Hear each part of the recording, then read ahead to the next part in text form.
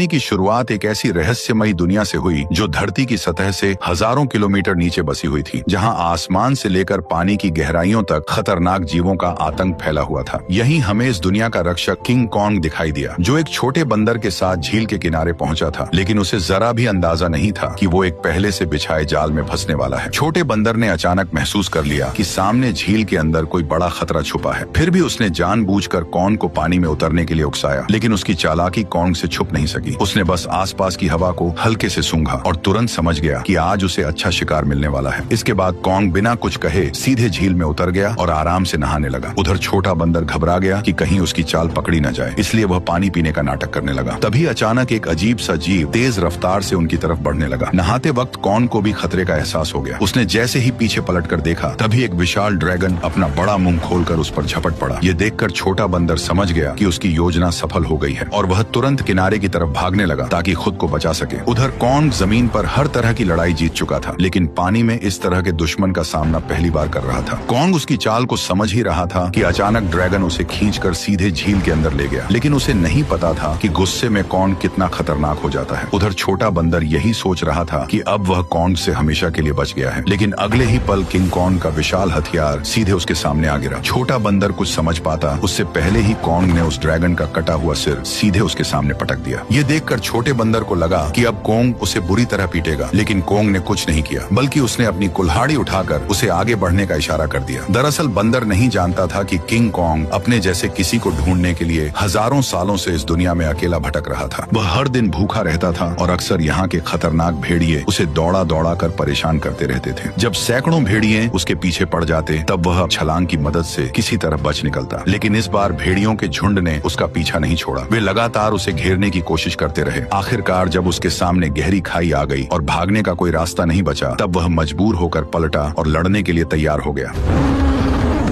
भेड़िए सोच रहे थे कि इस बार शिकार आसान होगा, लेकिन उन्हें अंदाजा नहीं था कि किंग कॉन्ग पहले से ही जाल बिछाकर बैठा था। जैसे ही एक भेड़िए ने छलांग लगाई, तभी अचानक कॉन्ग का जाल एक्टिव हो गया और भेड़िया तुरंत ट्रैप में फंस गया।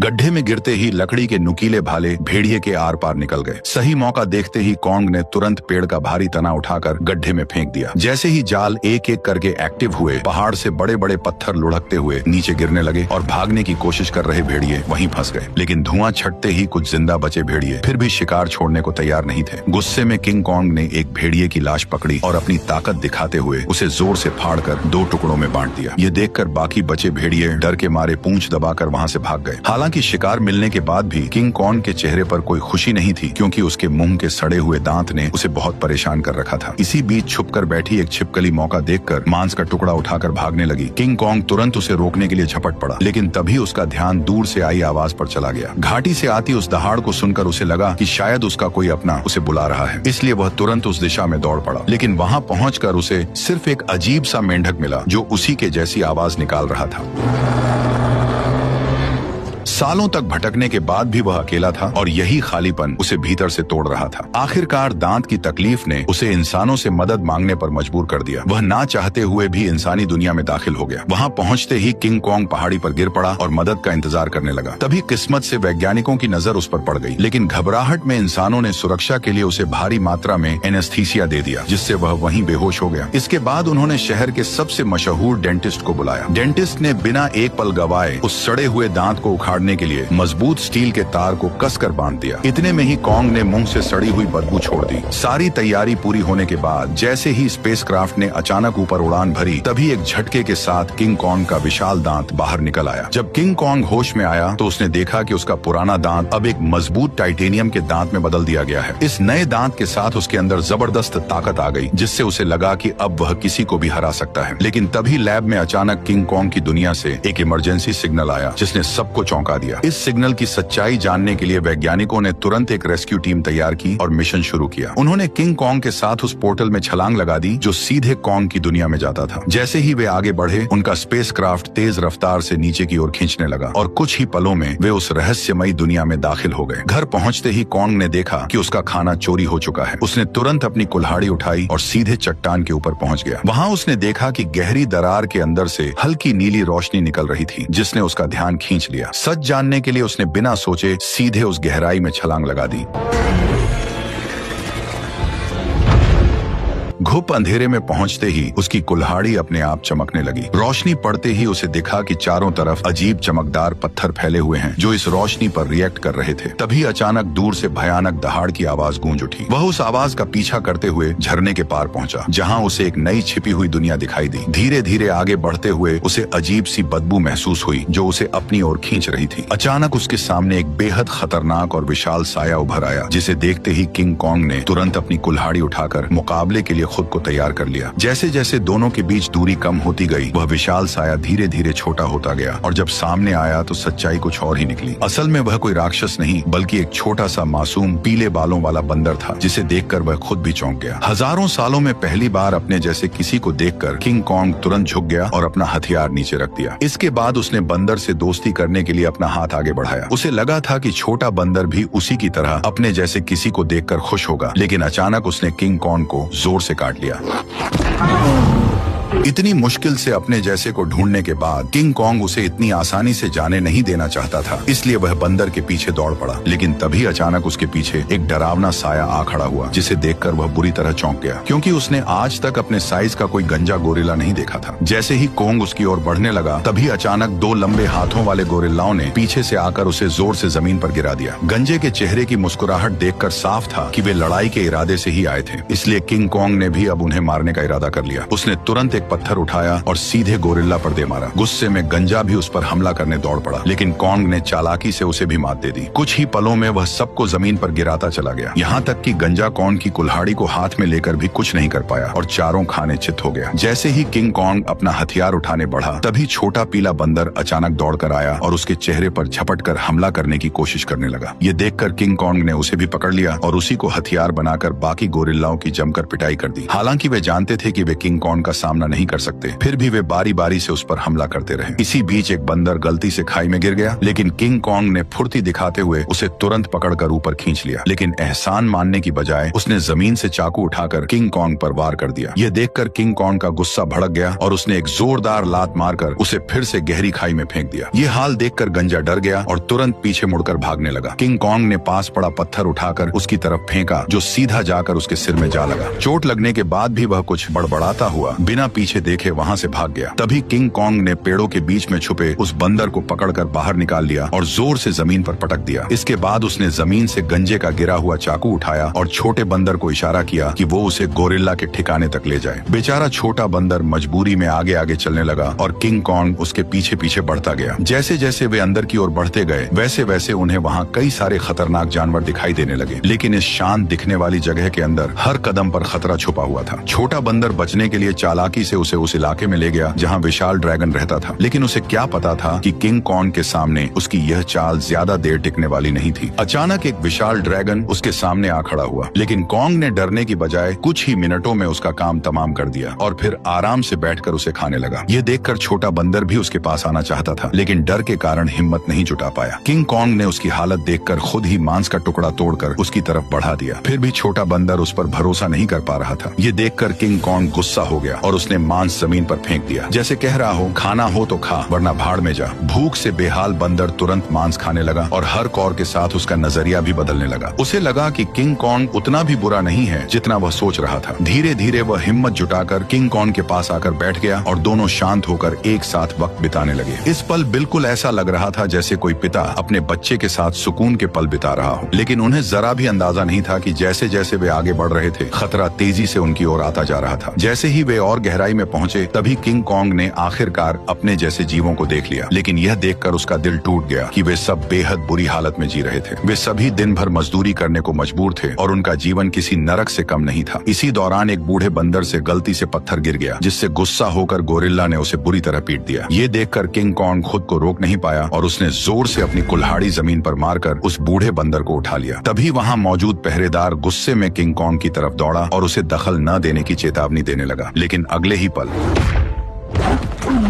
किंग कॉन्ग की हिम्मत ने बाकी बंदरों में उम्मीद जगा दी, लेकिन उसी वक्त भागा हुआ गंजा ये सब देख रहा था। उसने तुरंत जाकर यहाँ के राजा स्कार किंग को सब कुछ बता दिया। गोरिल्ला की बातें सुनते ही स्कार किंग का गुस्सा फूट पड़ा। जैसे ही वो अपने सिंहासन से उठा, रास्ते में आने वाले सभी बंदर उसके सामने झुकते चले गए, लेकिन किंग कॉन्ग बिना डरे वहीं खड़ा रहा। स्कार किंग ने ध्यान से उसे देखा और कॉन्ग के मुंह में लगे स्टील के दांत को देखकर वो हंस पड़ा, लेकिन अगले ही पल उसने अपना गुस्सा निकालने के लिए एक बंदर को लात मारकर धधकते लावा में फेंक दिया। ये देखकर किंग कॉन्ग का गुस्सा अपने चरम पर पहुंच गया। अपनी ताकत दिखाने के लिए स्कार किंग ने अपने कंधे से हथियार निकाला और किंग कॉन्ग को सबक सिखाने के लिए खुद को तैयार कर लिया। किंग कॉन्ग ने भी तुरंत अपनी कुल्हाड़ी उठा ली और दोनों के बीच भयंकर लड़ाई शुरू हो गई। लंबे हथियार का फायदा उठाते हुए उसने अचानक हमला कर दिया और किंग कॉन्ग एक पल के लिए भी संभल नहीं पाया। स्कार किंग ने हथियार पर लगे क्रिस्टल की मदद से कॉन्ग पर कई सारे वार कर दिए। गुस्से में आकर कॉन्ग उस पर टूट पड़ा। ताकत के मामले में वह किंग कॉन्ग के सामने टिक नहीं सकता था, इसलिए वो कॉन्ग से दूरी बनाकर लगातार वार करने लगा और किंग कॉन्ग धीरे धीरे पीछे हटने पर मजबूर हो गया। इसी बीच किंग कॉन्ग की कुल्हाड़ी भी उसके हाथ से छूटकर जमीन पर गिर गई। मौका पाकर उसने अपने हथियार से किंग कॉन्ग का गला जकड़ लिया और उसे काबू में करने की कोशिश करने लगा। स्कार किंग को लगा कि अब उसने लड़ाई जीत ली है, लेकिन किंग कॉन्ग ने पूरी ताकत लगाकर उसे उठाया और जोर से जमीन पर पटक दिया। किंग कॉन्ग ने कुछ ही देर में उसे चित कर दिया। तभी स्कार किंग ने तय किया कि वह उसे उसकी असली ताकत दिखाकर ही मानेगा। जैसे ही उसके हथियार में लगा पत्थर चमकने लगा, तभी अचानक गोरिल्लाओं ने पत्थर गिराकर लावा का रास्ता रोक दिया। ठीक उसी पल गुफा में छिपे खौफनाक राक्षस की आंखें दिखाई देने लगी। तपती जमीन अचानक बर्फ बन गई और बाहर निकला वही विशाल जीव टाइटन शीमो, जिसने कभी पूरी दुनिया को बर्फ में जकड़ लिया था। स्कार किंग ने तुरंत उसे कॉन्ग पर हमले का हुक्म दिया, लेकिन शीमो इस हुक्म से खुश नहीं दिख रहा था। जैसे ही उस पर दबाव बढ़ाया गया, वह दर्द से तड़प उठा और मजबूरी में उसने हमला कर दिया। किंग कॉन्ग ने फुर्ती दिखाते हुए तुरंत छलांग लगाई और पहले वार से खुद को बचा लिया। इसके बाद उसने अपनी कुल्हाड़ी सामने रखकर खुद को संभालने की कोशिश की, लेकिन शीमो की ताकत के सामने उसकी सारी कोशिशें कमजोर पड़ने लगी। देखते ही देखते उसका हाथ जमने लगा और बर्फ में बदलता चला गया। इस अचानक हुए हमले से उसका दाहिना हाथ बुरी तरह घायल हो गया और वह कमजोर पड़ने लगा। मौका देखकर स्कार किंग ने तुरंत उसे खत्म करने का आदेश दे दिया। जैसे ही अगला हमला होने वाला था, तभी पीछे से छोटा बंदर सुरंग की ओर इशारा कर उसे तुरंत भागने को कहने लगा। उसी समय शीमो ने मजबूरी में फिर से हमला कर दिया। ये देखकर किंग कॉन्ग तुरंत मुड़ा और तेजी से सुरंग के अंदर घुस गया, लेकिन अभी भी उसके पीछे सैकड़ों खतरनाक बंदर लगे हुए थे। अच्छी बात यह थी कि सालों से यहाँ रहने के कारण कॉन्ग ने जंगल में कई जाल बिछा रखे थे, लेकिन उन बंदरों की गिनती इतनी ज्यादा थी कि घायल कॉन्ग को उन्होंने जल्दी ही एक बंद रास्ते में घेर लिया। अब उसके पास सिर्फ यही आखिरी जाल बचा था जिस पर वह भरोसा कर सकता था। लेकिन जो बंदर रास्ते भर जाल में फंसते आए थे, इस बार अचानक सतर्क हो गए। उन्होंने तुरंत जमीन पर पड़ी उस बेल को देख लिया जो जाल को एक्टिव करने के लिए थी। जब कॉन्ग ने देखा कि उसका प्लान फेल हो चुका है, तब उसे लगा कि अब उसका अंत करीब है। ठीक उसी पल पहाड़ी के ऊपर लगा जाल अचानक एक्टिव हो गया और सैकड़ों टन भारी पत्थर सीधे उन पर गिर पड़े, जिससे वहां मौजूद सारे बंदर उन पत्थरों के नीचे दब गए। तभी कॉन्ग ने देखा कि जाल को एक्टिव करने वाला कोई और नहीं बल्कि वही बंदर था। अब कॉन्ग बुरी तरह घायल था और लड़ने की हालत में नहीं था, इसलिए वह छोटे बंदर के सहारे इंसानों के पास लौटने लगा। लेकिन उसे अंदाजा नहीं था कि अभी भी एक बंदर जिंदा बच गया है। उधर कॉन्ग के साथ आए वैज्ञानिकों ने देखा कि उनका बेस पूरी तरह तबाह हो चुका है। तभी उनकी नजर चट्टान के ऊपर बने एक विशाल हाथ के निशान पर पड़ी, जिससे उन्होंने अंदाजा लगाया कि इस दुनिया में कॉन्ग जैसे और भी विशाल जीव मौजूद हैं। जल्द ही वे जंगल की गहराई में पहुंच गए, जहां उन्हें एक छुपा हुआ यंत्र दिखाई दिया। जैसे ही लड़की ने उसे दबाया, उसी पल कई जगहों से पानी बहकर नीचे आने लगा। वह पानी मिलकर एक तेज धारा बन गई और जंगल के अंदर की ओर बहने लगी। वैज्ञानिक उसका पीछा करते करते एक रहस्यमयी जादुई दीवार के सामने पहुंच गए, जिसने जंगल के अंदर एक अदृश्य जगह को छुपा रखा था। जैसे ही उन्होंने उस दीवार को छुआ, तभी उसमें नीली चमक दौड़ पड़ी। ये देखकर उन्होंने तुरंत दीवार के अंदर एक छेद कर दिया और तभी उनके सामने एक ऐसा नजारा आया जिसे देखकर उनकी आंखें खुली की खुली रह गईं। दीवार के पीछे एक ऐसी सुंदर और रहस्यमयी दुनिया मौजूद थी जिसे आज तक न किसी ने देखा था और न ही उसके बारे में सुना था। जैसे ही वैज्ञानिकों ने इस दुनिया में कदम रखा, तभी अचानक उन्हें उस दुनिया के जनजातीय लोगों ने घेर लिया। ये लोग इंसानों जैसे दिखते थे, लेकिन उनकी वेशभूषा किसी नॉर्मल इंसान से बिल्कुल अलग थी। वे लोग वैज्ञानिकों को नुकसान पहुंचाए बिना सीधे अपने कबीले के पास ले गए। वहां पहुंचकर उन्हें पता चला कि यह लोग हजारों सालों से धरती के नीचे रह रहे हैं और उस पोर्टल की रक्षा कर रहे हैं जो ऊपर की दुनिया से सीधे जुड़ा हुआ है। स्कार किंग सालों से इसी जगह की खोज में लगा था ताकि वो इस पोर्टल की मदद से इंसानी दुनिया पर कब्जा कर सके। ठीक उसी समय इंसानों की गंध को सूंघते हुए किंग किंग कॉन्ग वैज्ञानिकों तक पहुंच गया, लेकिन अदृश्य दीवार की वजह से वो भीतर की दुनिया को देख नहीं सका। इसलिए कबीले के लोगों ने उस जादुई दीवार में एक दरार बना दी, जिससे कॉन्ग आसानी से अंदर घुस गया और सीधे इंसानों के बीच पहुंच गया। लेकिन उन्हें नहीं पता था कि यह सब पीछा कर रहे बंदर ने देख लिया था। जैसे ही किंग कॉन्ग इंसानों के सामने पहुंचा, तभी वह कमजोर पड़ गया और सीधे जमीन पर गिर पड़ा। वैज्ञानिकों ने देखा कि कॉन्ग का हाथ बुरी तरह घायल है और अब वो कुछ भी करने की हालत में नहीं है। ये देखकर डॉक्टर ने तुरंत फैसला किया कि कॉन्ग के हाथ को पूरी तरह बदलना पड़ेगा। उसे तुरंत मैकेनिक आर्म का आइडिया आया। यह वही सुपर मैकेनिकल आर्म था जिसे इंसानों ने पहले कॉन्ग को और ताकतवर बनाने के लिए डिजाइन किया था। अच्छी बात यह थी कि यह गैजेट अभी भी तबाह हो चुके बेस के नीचे बने अंडरग्राउंड मैकेनिकल स्टोर में सुरक्षित रखा हुआ था। जल्द ही डॉक्टर उसे वहां से निकाल लाया और उसे सीधे कॉन्ग के शरीर के ऊपर लाकर छोड़ दिया, और तभी वह मशीन खुद ब खुद कॉन्ग के जख्मी हिस्से को पहचान कर जुड़ने लगी।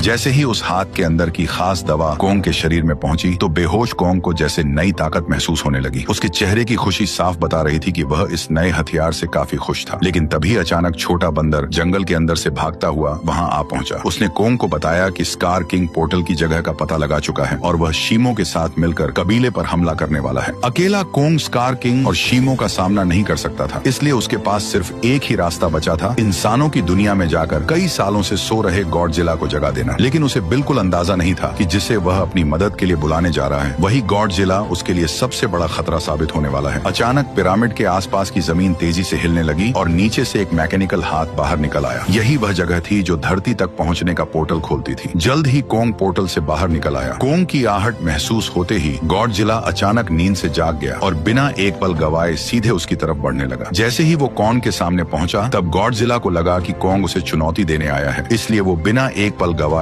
पूरी रफ्तार से उस पर टूट पड़ा। उसकी आंखों में भरा गुस्सा साफ बता रहा था कि वह कॉन्ग को जिंदा छोड़ने वाला नहीं है। तेजी से अपनी ओर बढ़ते गॉडजिला को देखकर कॉन्ग ने हाथ उठाकर उसे समझाने की कोशिश की, पर गॉडजिला अब किसी भी बात को सुनने वाला नहीं था। उसने सीधे टक्कर मारकर कॉन्ग को सैकड़ों मीटर दूर फेंक दिया। गॉडजिला को रुकता न देखकर कॉन्ग ने पीछे से हमला किया ताकि किसी तरह उसे शांत कर सके, लेकिन रेत आंखों में जाते ही गॉडजिला और भड़क गया। उसने पलटकर कॉन्ग के हाथ को अपने जबड़ों में जकड़ लिया और जोर से उसे जमीन पर पटक दिया, जिससे कॉन्ग पूरी तरह चकरा गया। कॉन्ग संभल भी नहीं पाया था कि गॉडजिला फिर से उस पर टूट पड़ा। जब बातों से कुछ नहीं हुआ तो कॉन्ग ने भी जोरदार पलटवार शुरू कर दिया। हालांकि गॉडजिला अपने सबसे ताकतवर रूप में था, लेकिन मैकेनिकल आर्म की ताकत के साथ अब कॉन्ग भी किसी से कम नहीं था। लेकिन जब कॉन्ग ने देखा कि वह गॉडजिला को हरा नहीं पाएगा, तब उसने बिना एक पल गवाए उसे पकड़कर जबरदस्ती पोर्टल की ओर खींचना शुरू कर दिया। उधर कबीले के लोगों ने स्कार किंग को रोकने के लिए एक खास रेड लिक्विड पानी में मिला दिया। जैसे ही लिक्विड पानी में घुला, एक जादुई बदलाव शुरू हो गया। उससे एक ऐसा सिस्टम एक्टिव हुआ जो दो विशाल पिरामिड को आपस में जोड़ने लगा, और जैसे ही ये पिरामिड जुड़ते, ग्रेविटी कुछ समय के लिए खत्म हो जाती, जिससे सब हवा में उड़ने लगते और स्कार किंग के लिए पोर्टल तक पहुंचना लगभग नामुमकिन हो जाता। लेकिन पिरामिड पूरी तरह जुड़ पाते उससे पहले ही स्कार किंग वहां पहुंच गया। आते ही उसने उस एंटी ग्रेविटी सिस्टम को पहचान लिया। उसने तुरंत शीमो को आदेश दिया कि वह बर्फ से पिरामिड के बीच का रास्ता बंद कर दे। तभी अचानक पोर्टल से एक तेज रोशनी निकली और जमीन पर आ गिरी। अगले ही पल गॉडजिला और कॉन्ग मलबे को चीरते हुए बाहर निकल आए। जैसे ही गॉडजिला की नजर शीमो और स्कार किंग पर पड़ी, तभी उसे सब समझ आ गया कि कॉन्ग उसे यहाँ क्यों लाया है। इसलिए बिना एक सेकंड गवाए वह कॉन्ग के साथ मिलकर उन पर टूट पड़ा। उधर स्कार किंग भी शीमो के साथ उनकी तरफ बढ़ने लगा। दोनों तरफ कोई भी कमजोर नहीं था। जैसे ही चारों भिड़े, उसी पल बर्फ टूट गई और पिरामिड आपस में टकरा गए। उस टक्कर से निकली लहर ने पूरी जगह की ग्रेविटी खत्म कर दी। हर कोई हवा में तैरने लगा, लेकिन इसके बावजूद गॉडजिला बिना ग्रेविटी के भी तेजी से बचते हुए सीधे शीमो की तरफ बढ़ने लगा। वहीं चालाक स्कार किंग ने कॉन्ग की कुल्हाड़ी उठाकर उसी पर हमला कर दिया, पर कॉन्ग ने अपने मैकेनिकल आर्म से हर वार को रोक दिया। कुछ ही पलों में हालात पलट गए और कॉन्ग स्कार किंग पर भारी पड़ने लगा, लेकिन दुश्मन ज्यादा होने की वजह से उस पर पीछे से हमले होने लगे। ये देखकर छोटा बंदर पत्थर उठाकर कॉन्ग की मदद करने लगा। तभी मौका पाकर शीमो ने गॉडजिला पर हमला किया और कुछ ही पलों में उसे पूरी तरह बर्फ में जमा दिया। लेकिन गॉडजिला भी उससे कम नहीं था। उसने एक ही झटके में बर्फ तोड़ दी। उसी समय एंटी ग्रेविटी सिस्टम बंद हो गया और दोबारा ग्रेविटी लौट आई। मौका मिलते ही स्कार किंग कॉन्ग की पकड़ से निकलकर सीधे पोर्टल में कूद पड़ा। उसे रोकने के लिए गॉडजिला और कॉन्ग भी उसके पीछे कूद पड़े, लेकिन इस अफरा तफरी में कॉन्ग की कुल्हाड़ी वहीं छूट गई। दूसरी तरफ इंसानों को अंदाजा भी नहीं था कि कितना बड़ा खतरा आने वाला है। अचानक समुद्र की लहरें जमकर बर्फ के पहाड़ में बदल गईं। अगले ही पल स्कार किंग शीमो के साथ धरती पर पहुंच गया। खुले आसमान की रोशनी पाकर उसने नीचे मौजूद इंसानों को देखकर जोरदार दहाड़ लगा दी। अब उसे लगा कि पूरी दुनिया पर राज करने का समय आ गया है। उसने शीमो को आदेश दिया कि वह आसमान को जमा दे। शीमो ऐसा नहीं करना चाहता था, फिर भी मजबूरी में उसने हर तरफ बर्फ बरसानी शुरू कर दी। देखते ही देखते इमारतें भी इस तबाही में जमकर टूटने लगी। जब स्कार किंग को लगा कि अब उसे कोई नहीं रोक सकता, तभी कोंग ने एक जोरदार मुक्का मारकर उसका 3 टन का दांत जमीन पर गिरा दिया। गुस्से में स्कार किंग ने कोंग पर हमला करने का आदेश दिया, लेकिन उसी समय गॉडजिला वहां पहुंच गया और उसने शीमो को रोक लिया। अब बिना शीमो की मदद के स्कार किंग ज्यादा देर टिक नहीं सकता था, इसलिए उसने एक विशाल इमारत उठाकर कोंग की तरफ फेंक दी, लेकिन उससे कोंग को कोई खास नुकसान नहीं हुआ। तभी अचानक शीमो पीछे से आकर कोंग के मैकेनिकल आर्म पर झपट पड़ा। शीमो ने फिर से कोंग का हाथ जमाना शुरू कर दिया। ये देखकर स्कार किंग को लगा कि अब उसकी जीत पक्की है, लेकिन उसने पीछे खड़े गुस्से से भरे गॉडजिला को नजरअंदाज कर दिया। गॉडजिला ने तुरंत अपनी पूरी ताकत जगाई और उसका शरीर बैंगनी रोशनी से चमक उठा। अगले ही पल उसने सीधे स्कार किंग पर जोरदार हमला कर दिया, लेकिन स्कार किंग घबराकर किसी तरह बच निकला। उसने अपने हथियार से पलटवार करने की कोशिश की, लेकिन गॉडजिला ने उसे पकड़ लिया और एक ही झटके में 2 हिस्सों में तोड़कर अलग कर दिया, जिससे शीमो को कंट्रोल करने वाला क्रिस्टल नीचे गिर पड़ा। स्कार किंग उसे उठाने के लिए झपटा, लेकिन गॉडजिला ने उसे कोई मौका नहीं दिया। अब सब कुछ उस क्रिस्टल पर टिका था। जिसके हाथ में भी क्रिस्टल आता, वही इस लड़ाई को जीत पाता। उसी अहम पल में छोटे बंदर की नजर कोंग की छोड़ी हुई कुल्हाड़ी पर पड़ी। वह तुरंत छलांग लगाकर नीचे उतरा और कुल्हाड़ी उठाकर इंसानों की दुनिया में पहुंच गया। जैसे ही उसकी नजर जमीन पर पड़े उस क्रिस्टल पर पड़ी, तभी उसने बिना देर किए कुल्हाड़ी के एक वार से उसे चकनाचूर कर दिया। क्रिस्टल टूटते ही शीमो पूरी तरह आजाद हो गया। गुस्से में भरा स्कार किंग छोटे बंदर को पकड़कर मारने ही वाला था, लेकिन कोंग बीच में आकर उस पर टूट पड़ा और कुछ ही मुक्कों में स्कार किंग को चित कर दिया। अब बिना उस क्रिस्टल के स्कार किंग कमजोर पड़ चुका था। उधर आजाद हुआ शीमो गॉडजिला की तरफ देखने लगा, मानो किसी इशारे का इंतजार कर रहा हो, और फिर हजारों साल बाद उसने वही किया जो वह हमेशा से करना चाहता था। एक ही पल में उसने स्कार किंग को बर्फ की मूर्ति में बदल दिया। अगले ही पल कोंग ने उसे हवा में उछालकर पूरी ताकत से जमीन पर पटक दिया और उसके शरीर को वहीं चकनाचूर कर दिया। अब लड़ाई खत्म हो चुकी थी, लेकिन दुनिया को ठीक करना बाकी था। तभी गॉडजिला ने आसमान की ओर देखकर जबरदस्त ऊर्जा छोड़ी, जिससे काले बादल छट गए और सूरज की रोशनी धीरे धीरे धरती पर लौट आई। इसके बाद गॉडजिला अपने इलाके में लौट गया और फिर गहरी नींद में सो गया और कोंग अपने नए साथी के